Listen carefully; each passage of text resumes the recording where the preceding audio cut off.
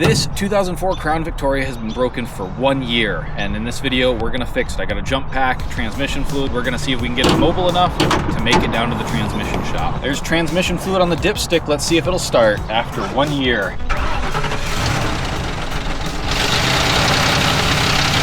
You can't argue with the old Ford 4.6 reliability, I tell you what. However, I think this battery might be completely shot.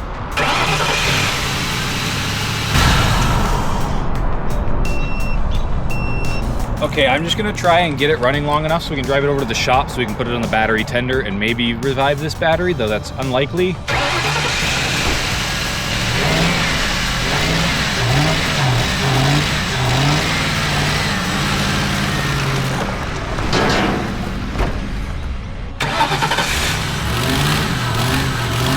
My jump box is unhappy because I used it too much. I have another one.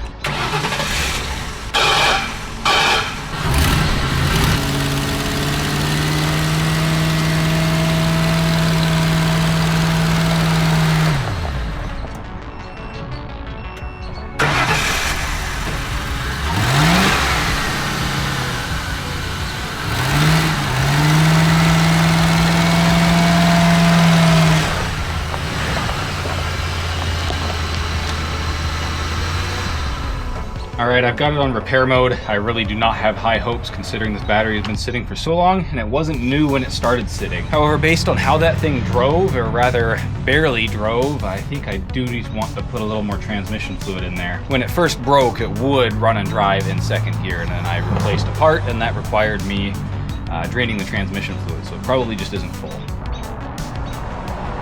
See, the problem with the dipstick being the fill port is that when you fill it, the tube gets covered in transmission fluid, so you can't actually check the level. But we are gonna get to see if it moves any better because I actually can't get my other cars out, so I need to pull it forwards a little further if it'll move.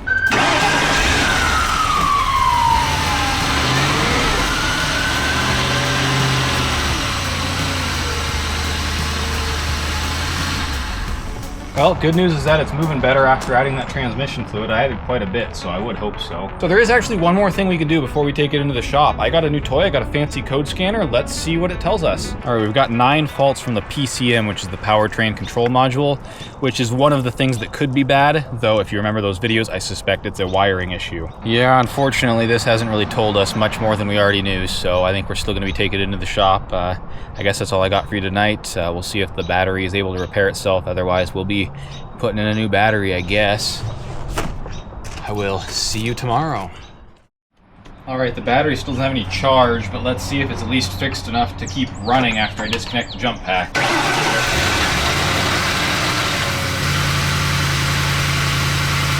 Well, we definitely made our battery better. It actually has continuity now, apparently. And there's no transmission fluid on the dipstick. Let's add some more.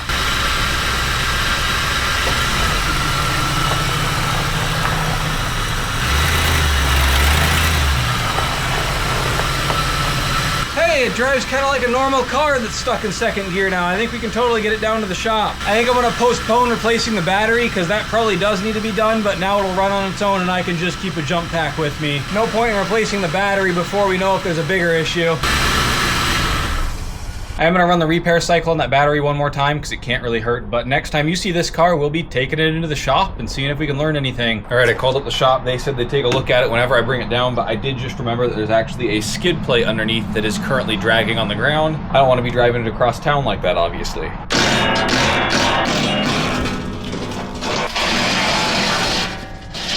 All right, there's no chance it starts on its own, right?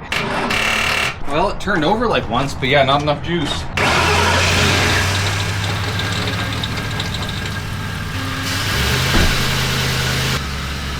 Well, this feels a little weird, but I guess we're on the road.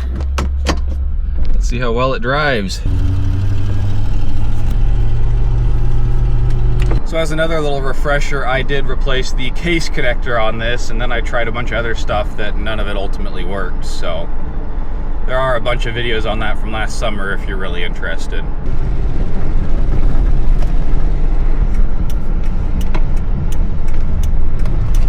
All right, I found a parking spot out front. We're just gonna leave it running so we don't have to jump it again, and then they're probably gonna want to come and take it for a test drive. We'll see.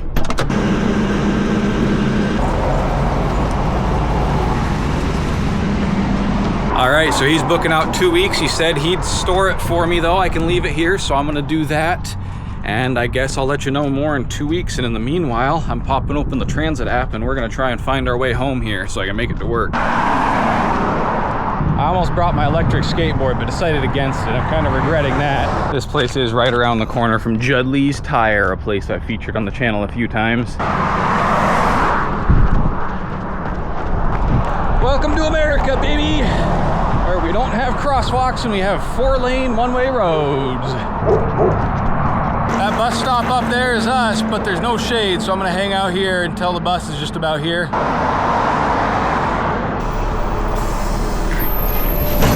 have anybody at the stop bar. Oh. It's free.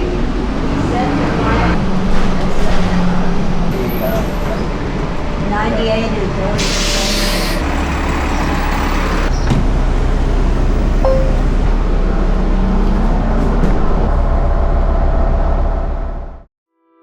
Alright, I just got a call from Valley Transmission. He left a message, but he didn't say it was wrong, so I'm gonna call him back here. Valley Transmission? Hey, yeah, I'm with the Crown Vic, and I was told to call about something. Yeah, you're all ready to go. All ready to go? Did he fix it? Yeah, he was a couple hours labor with something with the electrical and the transmission that he repaired. Holy crap, well, that's great news. I'll be down in a little bit to pick it up. Between you and me, writing our history and creating our memories, defining our memories as the difference between you and me, writing our history, creating our memories.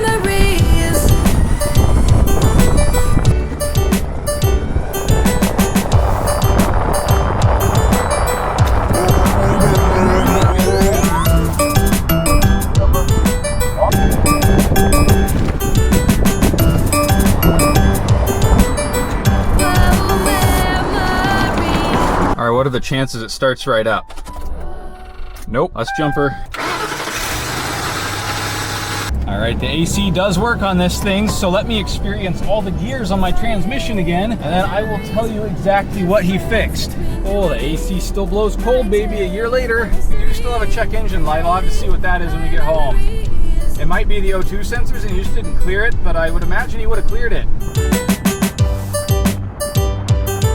So let me tell you what he actually fixed. So my diagnostic was actually correct. The issue was that there was no power down there, and the same power wire provides power to all of the stuff. The O2 sensors, the transmission solenoids, all that stuff. And so I was kind of obsessing over trying to find where the darn wire was broken, and all he did is just jumper it, which, hindsight, it's kind of obvious. I could have done that, I should have done that, but I did not. And so it cost me $300, but I do have the Crown Vic back now, which is good. How you used to say. I think this car has been sitting for a year just because of one wire needed to be run. It's like I said, it's embarrassing, or maybe I didn't, but it is embarrassing.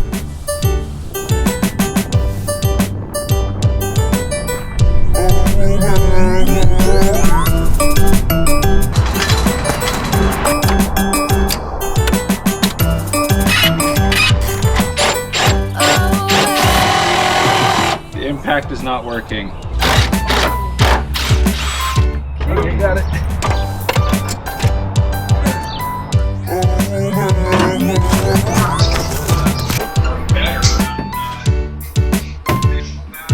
All right, well, we'll take care of that battery tomorrow and get it thrown back in, but I want to talk a little more about the radiator and the issues there.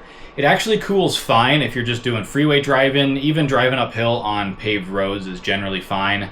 It gets gnarly when you're driving in like 100-degree temperatures going up hills off-road. That's when it becomes an issue.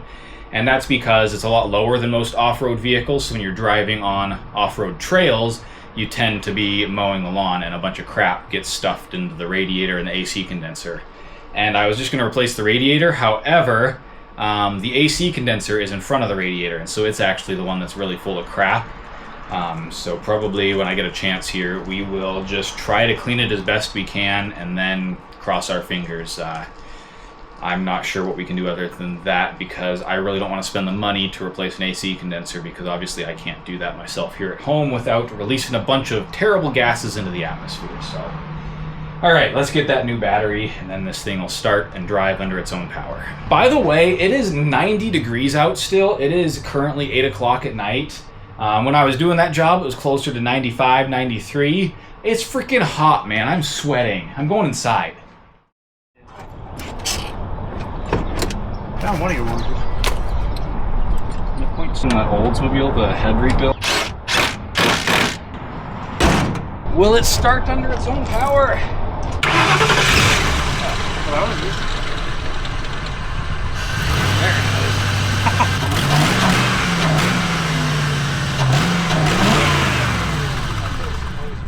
All right, this is my friend Cooper. He's in town from California, and we're gonna try to take this thing on a camping trip tomorrow. And we're gonna try and clean out the radiator in hopes that it doesn't overheat while we're going to a watchtower. And we're also gonna try to put the skid plates back on, because I took those off to try and fix the transmission, and one of the bolts is very bent. And then we're also gonna put this back on for aesthetic purposes. Yeah, I don't know. We're gonna see if it makes it anywhere. We're not going too far from home, but we are gonna hit a couple of watchtowers. That's gonna be in next week's video, because we got this thing fixed in this week's video. But let's get the hood popped and try to get some of the grass out of there, because there's a lot of grass crammed down in places you can't really see. Blowtorch. We'll be fine. Actually, though.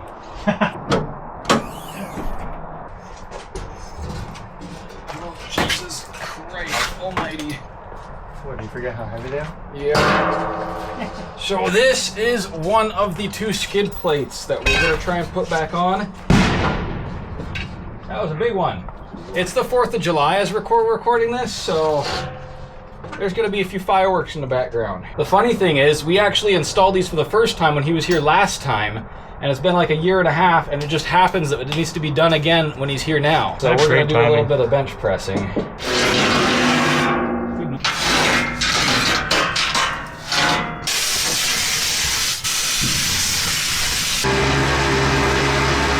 Let me get like a rubber mallet and see if I can hammer this out and see if it's gonna pull out. I mean, it don't seem like it's going nowhere. Yeah, that seems pretty sturdy.